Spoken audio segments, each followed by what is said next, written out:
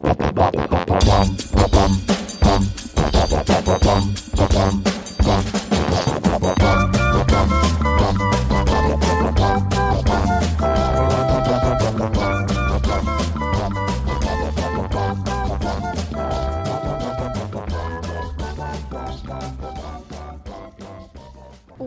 to Musings with Chelsea and Angie. I'm Chelsea. I'm Angie. What's up, guys? What's up, guys? Yay! Another glorious week. Yay! Not really. Yay! A lot of stuff been going on this week. Yay! That's not a recording. That's me just going, yay! So, you got Stars on Mars back. Yay, I did! Let's do the song. Ready? Stars on Mars. Stars on Mars. Da da da da. Beep bop boop. Beep bop boop. My oops are off. Like I'm sharp. Yeah. Lord have mercy. I know. Help us all. So, Stars on Mars. Back. It's back this week. Yes. Da da da. In the episode. Oh, I don't think it had a name. Were you looking for a name of Nope, it? Oh, nope. Okay. This is episode 4? 5. 4. Five. 5. Yeah. Five, yeah. Look, I'm trying to keep up. I don't know. So, Ariel and Lance were playing darts. Boop, boop, boop.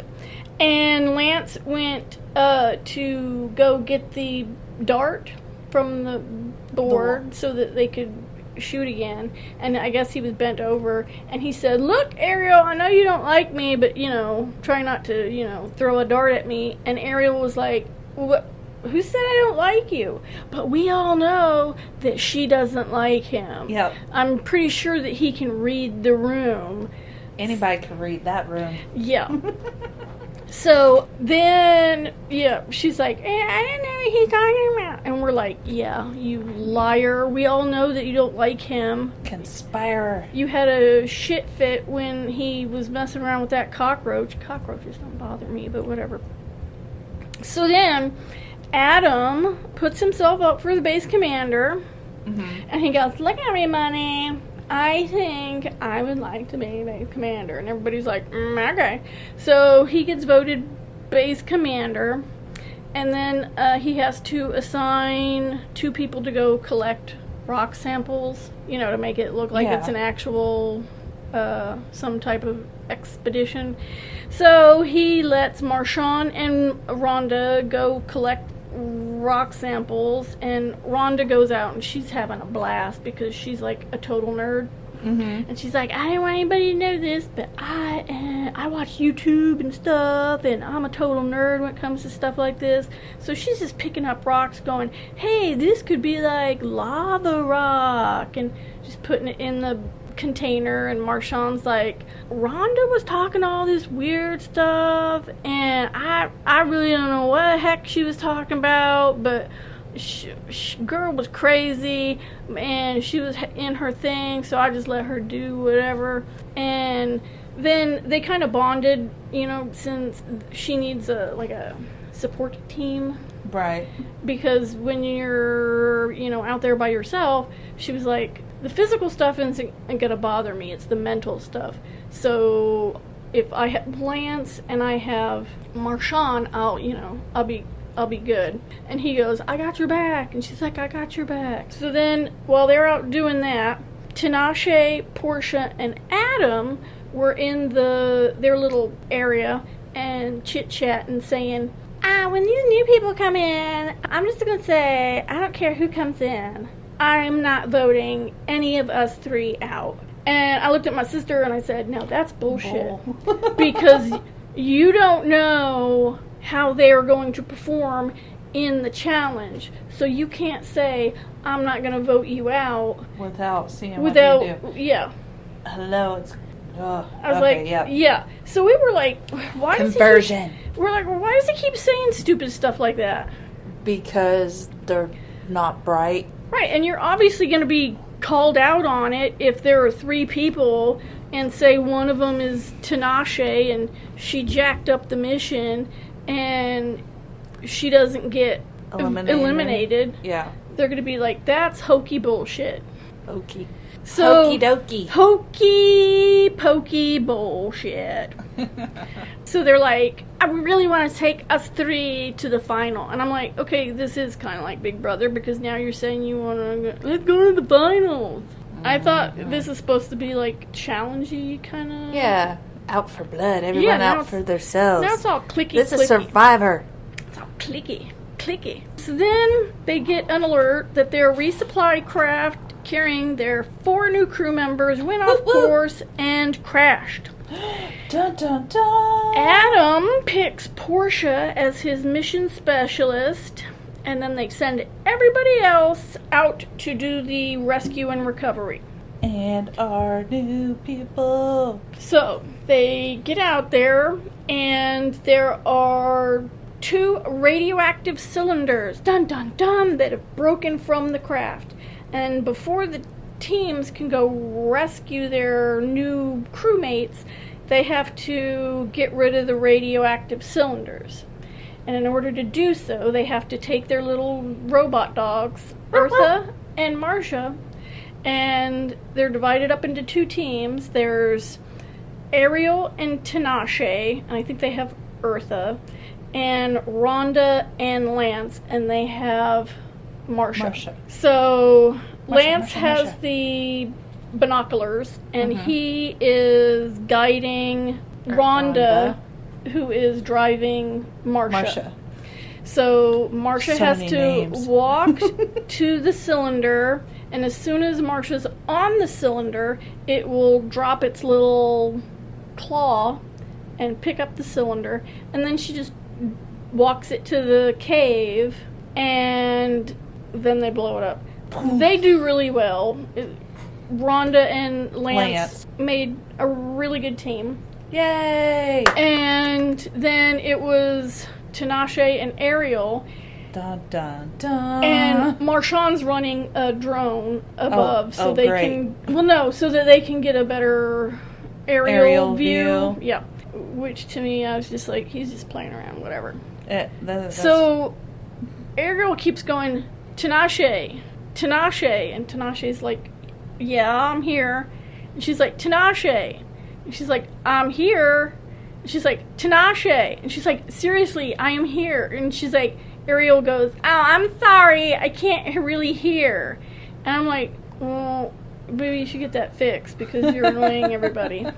So they couldn't get Eartha to move forward. She was just standing there. And they have 34 and a half minutes to get to the crew members before the oxygen depletes in that capsule.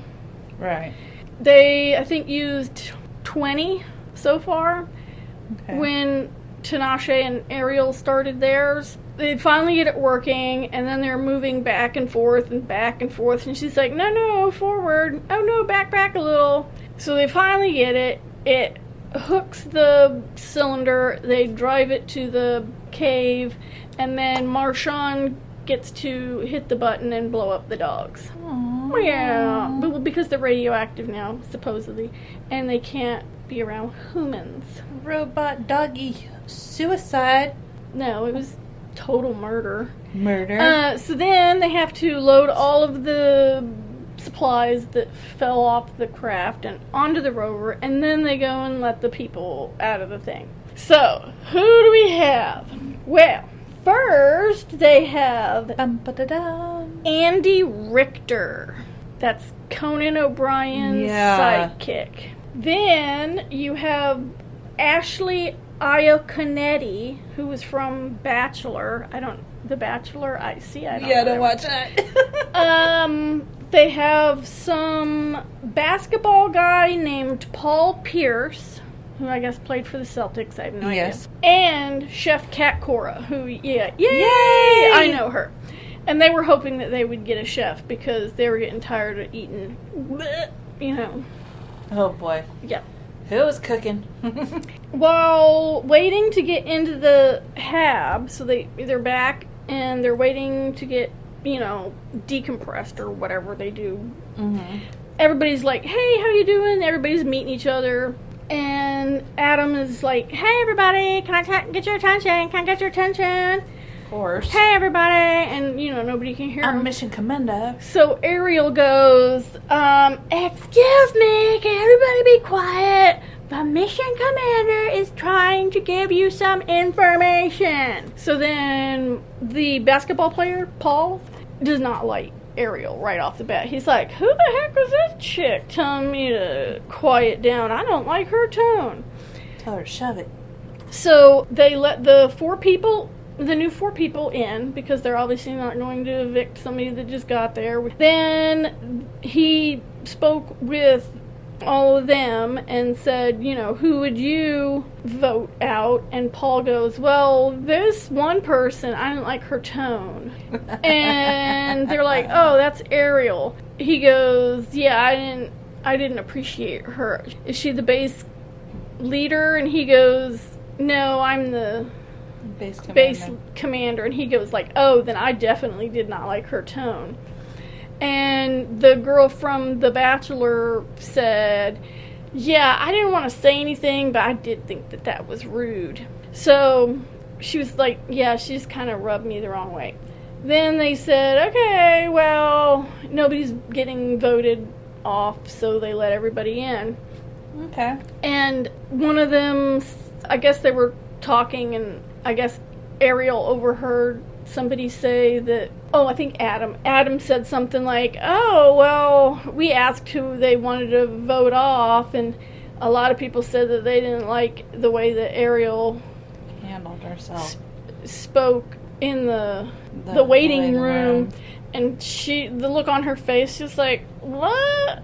I was just trying to get them to, quiet down. So now she's like, great, now I got a target on my back. So great.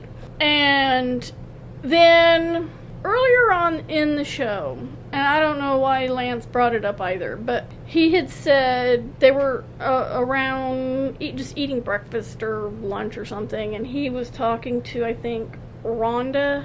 Mm-hmm. And he was talking about that he was on this podcast, and the guy asked him what he thought about trans athletes. Oh boy. And he said, he's like, I didn't have a problem with it. He's like, one of my best friends is in the middle of transitioning, and this person has been, a part of my life and very supportive of me for as long as I can remember. So, I completely and utterly support them. And he's like, we'll go ahead and we'll see about setting up some type of other group where they can compete fairly. And then Tinashe walks in and goes, you need to be careful about otherizing people. And he's like, otherizing? That's a word now? Yeah, he's like, what do you mean? She's like, you're telling people that they're not good enough to be with the regular people, so you're calling them, you're putting them in an other group, and that will mess with you mentally. And he's like, well, that's not what I'm saying. I'm saying if they, want to compete fairly, then we have to figure out some way that they can do that. Yeah. So Ariel and Adam go off in the other room and are like, I am so disgusted by that conversation.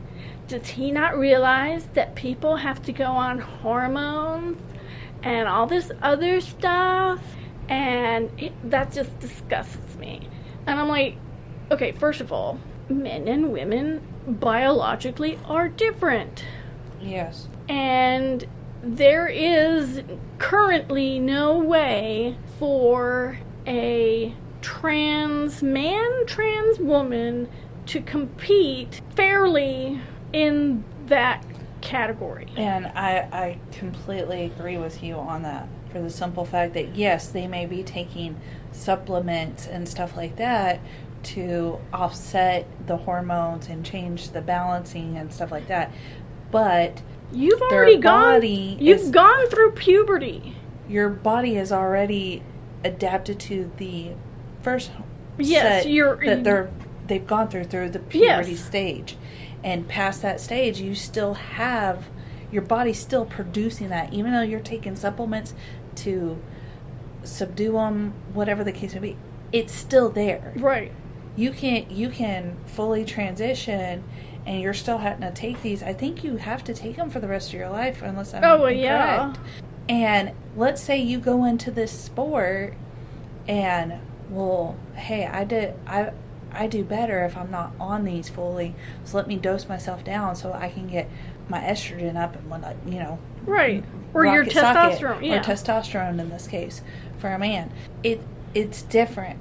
So if you want to talk about sectioning other people, how about this? Allow special needs people to play in the regular Olympics and stuff like that instead of having them in another category. How about that? Well, then because you want to sit there and separate everybody. You already do that. Everybody already does. Whether you want to say that we're trying to make everybody one and everything else, it doesn't work like that. There are limitations. There are certain things that people are not physically going to be able to do. Right. The only way that it's not fair. The only way I figure that you could do that is you would have to change your sex prior to puberty. But the child is not mentally or emotionally capable to make that decision prior to shit. I don't think that you should be able to make that choice until you're after 30 because people are stupid. So I don't disagree with you because in your 20s you're chaotic and all over the place. There are some people that they know exactly right then and there from there on. I get that. There's that. But there are some, which is a good portion, and a lot of people know, that are not. Mm-hmm. And I'm not talking about deciding your gender. I'm not telling you to decide when you are like that in any sort of way. Your brain is still developing, I think, until you're 25, 26. Yeah. And I mean, even after your brain is still developing because you're still knowledgeable and learning and everything else, and you can change your mind. This is something, once you do it, you are not coming back from it. Mm-mm.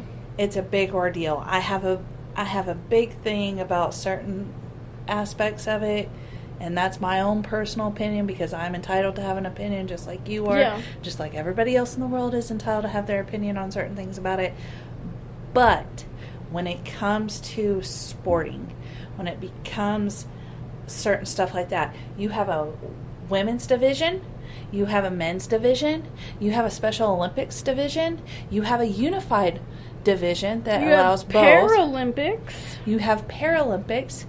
Why can't you have another section? Not a other. Make it a titlement. Make it whatever title you want to make it.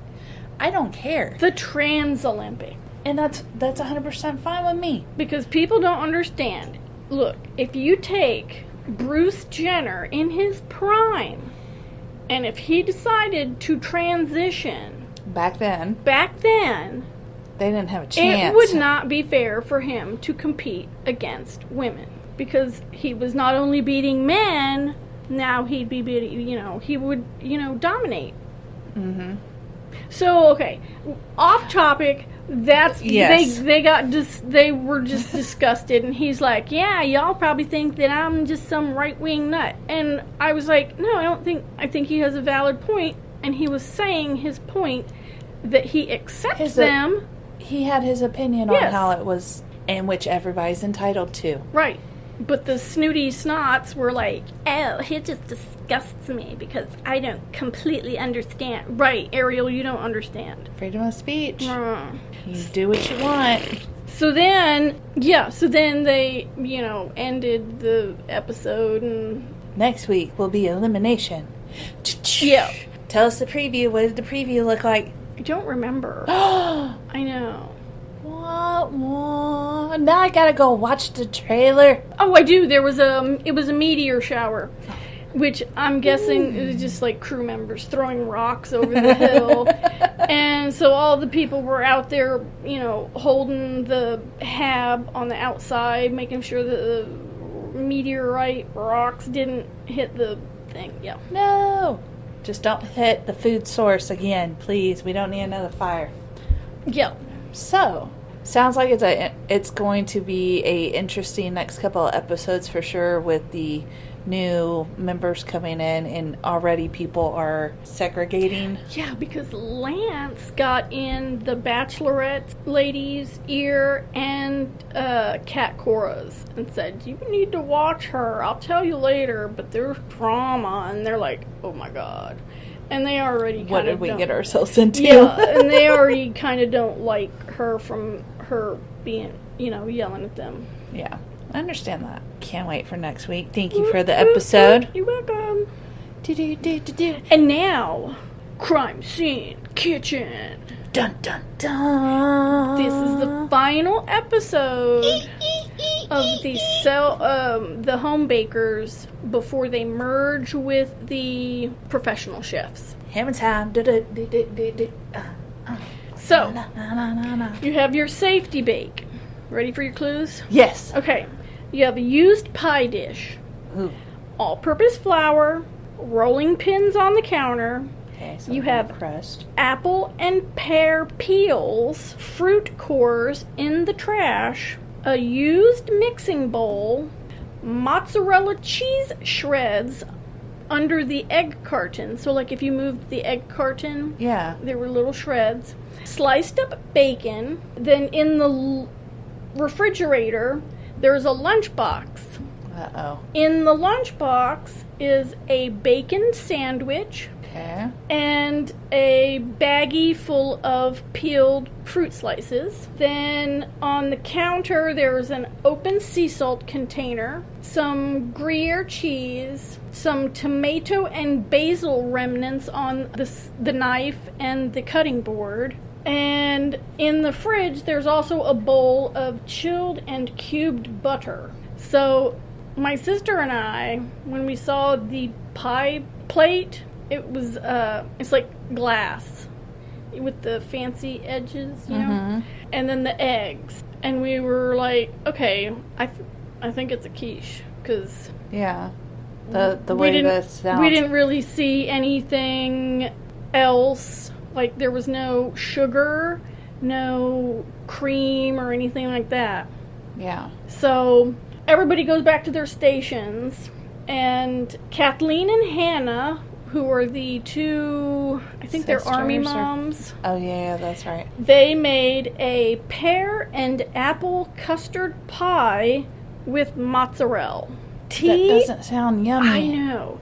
T and Fadi made a French pear tart. Tarsha and Christy. See, that's what I was thinking, was maybe even made a tart.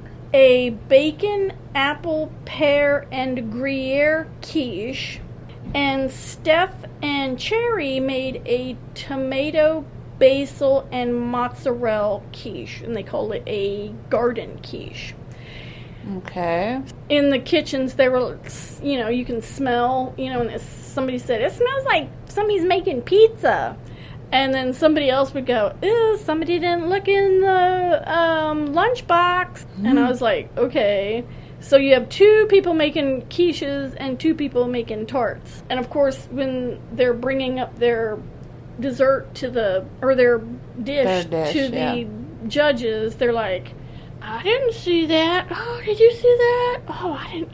There wasn't that on the counter. So they're chit-chatting. Yeah. So then the Confectionator 3000 drops, and it is a caprese-style quiche with tomatoes, fresh mozzarella, and basil. So everybody was in there going, it can't be a quiche. They don't do savory the whole time. They're like, they don't do savory. They only do desserts. And I'm like, it doesn't say dessert crime scene kitchen, does it? No, that means it could be anything.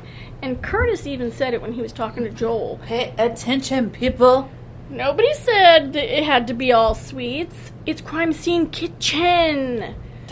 Not pastry town kitchen. So, Steph and Curry won their third safety in a row. And it was funny because they kind of fake passed out on the floor like, oh my God, when it was the quiche. So then everybody has to do, well, okay, not everybody, but the three remaining teams have to do the elimination round. Dun, dun, dun, dun, dun. Okay, Bake off. you ready? Yep, let's do it. Okay, You have flour sprinkled on the counter. Okay. 3 6-inch used cake pans and 3 8-inch used cake pans are in the dishwasher. You have lemon curd remnants on the stove. You have mint, and then you have grapefruit, lemons, limes, and oranges, and they're all in separate boxes, and on the outside of the boxes they have a count. Okay. So to tell you how many are in there. Are supposed to be in there. Yes. They have simple syrup, a mandolin, your favorite that you slice your finger on all the time. Yeah. Sugar. And then on the wall, there's a picture of a waterfall, and it looks like there's a drip, or like somebody used their finger and was pointing at it. Like there was a glop of white chocolate on the picture. Okay. There's a bowl with vanilla buttercream, and then there are drying racks with like a sticky substance, like you were Like they glazed a fruit or something? Yes. Yeah. Okay. So then they started working on their project, on their guess, and they got a bonus clue. Ooh. So Curtis Stone gave them a black light, because they're like, you can only see this in the dark. So they ran it over the parchment paper, and you saw compound chocolate with like colorful brush strokes. Okay. They're like, red and pink. Yeah, and, like you swiped it. Yes. Like, So then Kathleen and Hannah made a white cake with citrus curd and ombre buttercream with candied citrus. Okay. T and Fadi made a vanilla cake with lemon curd and a buttercream waterfall. Oh, yeah, it was. Yeah, it was white, and then they had the colors kind of do a waterfall. Okay. Tarsha and Christy, theirs kind of looked the worst. But I mean, I understood where they were going. They made a lemon cake with lime curd and a candied citrus waterfall. So theirs was, I think it was yellow, and then they had the candied fruit, and it kind of went. See, I can't show you this, people, on the podcast, but it was... You can imagine it, though. It was flowing down the front. Okay, like a waterfall. Yes. And then they had little chocolate kind of feather-looking... Okay. Like you put it on parchment paper, you swipe it. You let it dry, and then you stick it in the cake. Mm-hmm. So it turned out to be a 2-tiered lemon cake with vanilla Swiss meringue buttercream with frosting and lemon curd filling, accented with citrus-colored compound chocolate brush strokes, yellow candy waterfall drip, and a candied lemon dressed with mint. Okay. See, I kind of drew you a picture there. That's only 1 tier. So it's 2 tiers. Okay. And it has the different colored feathers, like, all around it. Okay. And on the top, it's a white cake. Okay. But you can't see it because of all the little chocolate doodads. Yeah. And it had a yellow drip, chocolate drip, so it was kind of flooshing off the sides. And then they candied the little lemons and then, put a little sprig of mint. Okay. Because as soon as the Confectionator 3000 dropped its wall, everybody was like, what? Because it had all these... nobody got it exactly 100% right. But at least Tasha and Christy had the chocolate feather brushstroke things. So Kathleen and Hannah got eliminated. Oh. And then next week, we're merging the professionals and the amateurs together. Yes. Wow. That last one was really difficult. I mean, we could figure out it was a cake, but once it got to the brushstroke stuff, I was like, holy heck, that looks like a headdress. What the how are they supposed to guess that? Well, that would be more of a professional side thing. Not little amateur me saying, oh, I know how I could figure that out. See, I thought whenever you were talking about it, and you know how you make the brush strokes like that, I was like, okay, well, you said a waterfall. So, like a waterfall, maybe they were trying to make trees out of it. I don't know. Yeah. I would have done like a tree-looking thing with the little brush strokes going into the cake. But still, it's interesting minus the mint. I could live without the mint. Can't, yeah. I can't have the mint. See, and me and my sister would have won on the quiche, woo woo, and then failed on the cake because I'd be like, no clue. Well, it sounds like it's been eventful, though. So next week we get to see the pros versus the amateurs. Yep. Right? We don't have to wait a week or nothing. No. It's right into next week. Yep. Yeah. Thank goodness no more holiday. Yeah. Well, it's a love and hate thing. Boo for work. I would love the holiday for work, but boo for TV. Right. Okay, I'm going to tell. I did see Mission Impossible 7 Dead Reckoning Part 1, but it would take me an entire over 60 minutes for me to rant on how upset I am on this. She gave it like a 1 to 2 star ratio. I gave it a 1 on Rotten Tomatoes. I gave it a 1 on IMDb. And then I went on Reddit and I posted a whole thing on there because I wasn't the only one that was a little on the miffed side. So, you got to see that. I have not yet. We talked about maybe going and seeing it. Maybe not. It is 2 hours and 45 minutes. That's a long movie. It was a bloated whale movie. But, we're probably going to go see the, I suck at the name, saying it, about the atomic bomb. Oh, Oppenheimer? Oppenheimer, yeah. Oh, did you know that a lot of people are doing a Barbieheimer double feature where they're going to see Barbie and then Oppenheimer? I'm all about seeing Barbie right now. I'm gonna go see it, and my sister's like, "Oh my god!" And I was like, "Yeah, we're gonna go see it." Yes. But yeah, if you go to like Cinemark, they are having, "Hey, you want to go Barbieheimer?"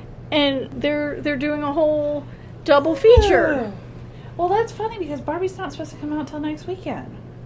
Neither is Oppenheimer. I thought it was this weekend. No. Was it? No, because they didn't want to compete with Mission Impossible coming out on a Wednesday. Yeah. Well, I saw it on a Sunday. We're not going to talk about it. So. Oh, I'll talk about it. I will give you the down low. The low to the down low? Ugh. Okay, so I went and saw, and I don't do good with horror films, but my fiance decided to, hey, we're going to go see Insidious, The Red Door. Yeah, see, okay. I want to see that, but I'm not going to pay for it. I have to watch it in the living room with the lights on. I got stuck at night watching it. No. Okay. And then I have spooky dreams. Okay, so for people that don't know, Insidious is this family that the dad can pretty much go into this other realm they call the Further. Couldn't think of the name, and it was right there. They're in weird order. Yes. Like the first, they're like how many? 4? I think there's three furthers. Or furthers? They're like, well, no, there are 3 with the family. Correct. And then there's that, like, one with the lady, and it turns out that took place after or before the first one.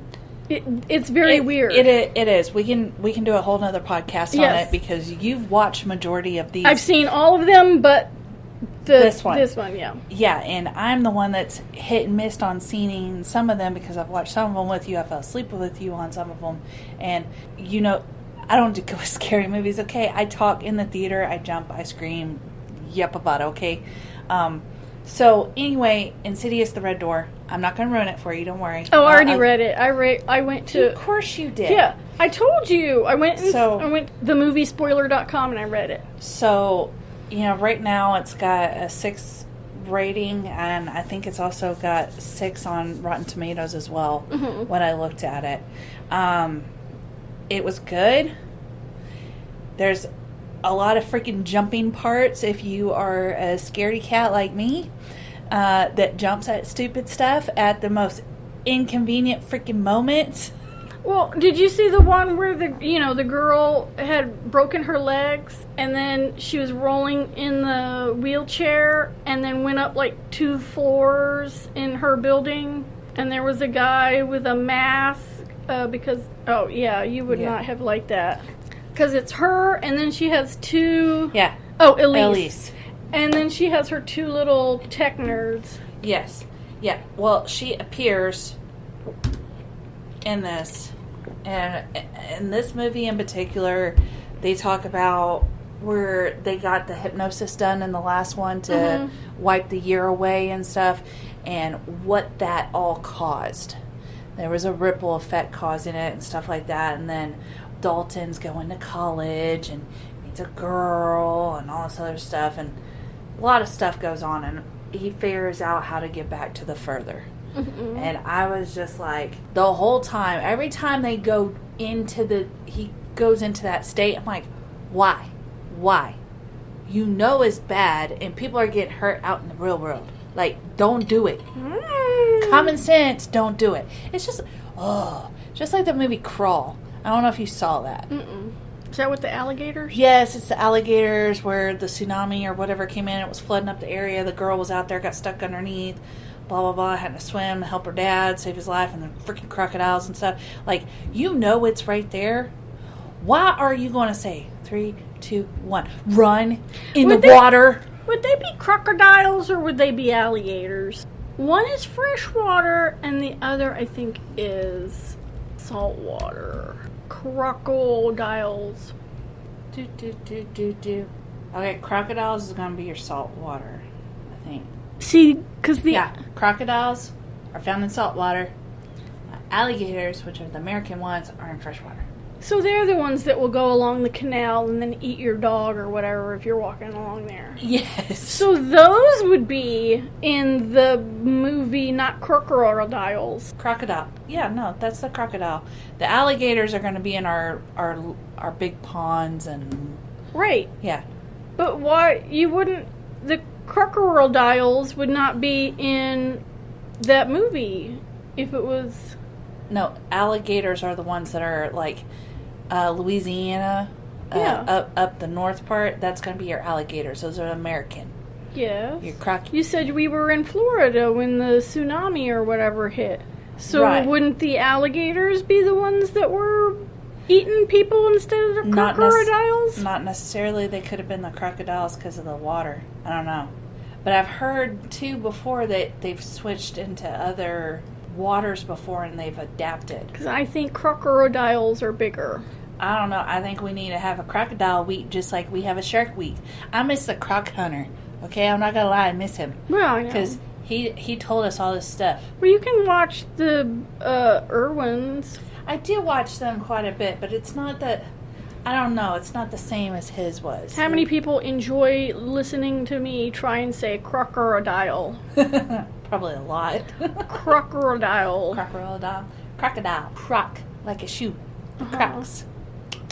Here we go. Crocodile. Crocodile. Crocodile. Crocodile. So. But, anywho. Totally way off topic. But, anyway, the movie, I give it like a 7. 7-8 for scary-ishness factor. But the storyline of it is where I'm at, like, more like the 7. I wouldn't give it like a full 10. It was like, I don't know. There was some of it there, but it wasn't like all of it. That's how I felt about Mission Impossible. Okay, yeah. Yeah. So, there's that. Barbie's coming up.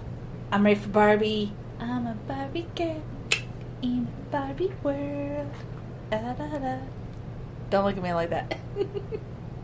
Well, no, because have you seen the trailer where they're like, the girls are like, nobody plays with Barbies, and then she's like, oh, yeah, heartbreaking. Now I will give it to the actress Margot Robbie for her outfits that she's been wearing for all these little premiere little clip that's videos not really and stuff. her, is it? That's her costume. That's her costume designers, and I will give them mad props. But she looks great. Oh, by the way, they had to do all those like really early because of the strike. Yes.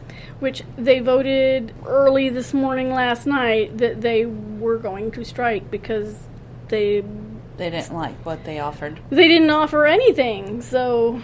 Strike. So now it's going to be the writers and SAG-AFTRA. So all the actors and the writers, and it's going to push everything back.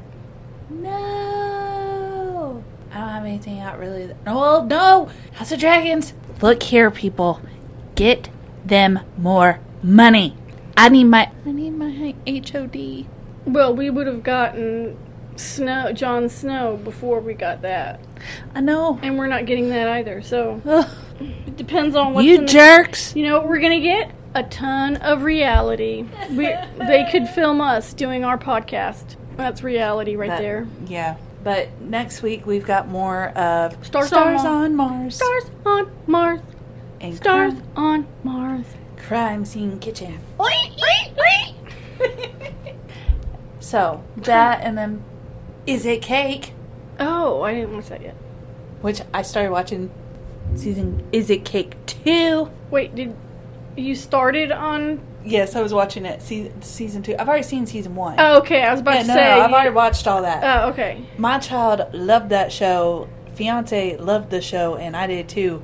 And I was watching it up here, and Fiance came into the house and was like, "Are you watching reruns?" I was like, "Oh no, it's new." Not thinking, "Oh, it's a new episode."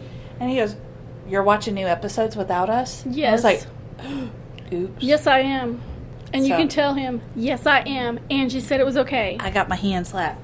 But I'm going to slap his hand. Anyway, so secretly I got, I'm on episode 2 right now. The first group of people went, and there is a actual TikToker type person that is very crafty at doing Is It Cake type that's in there. Mm-hmm. Liz, if y'all know her, awesome lady on TikTok that shows the little videos and stuff like that. She bad. Which, by the way, go to my TikTok, Angie's Doodles, and vote for my cats to be on the My Good Charlie billboard. Yes. You can vote every day. Every single day. Get in there and vote. Vote, because Natsu's not going to win the cat sleepy contest. Aww. I can't get anybody to vote. I voted multiple times. Well, I gotta go but back he to only mine. has like 13. Well, you didn't tell me I could vote multiple times, so now I gotta go back and vote. Well, sometimes it won't let you. I can't figure it out. I don't know. We'll figure it out and let you guys know. But go on there and vote for Natsu and the Precious Kitties. So yeah, I guess that's it until next week. Whee! And by then you might have seen Mission Impossible, and then I will just tear into that movie so bad. So bad. I wanted to love it so much, and it made the heartbreak that much worse. Aw. Well, while you're soothing your heart, bag of dicks. Until next week, guys, we will chat with you guys later. Bye. Bye.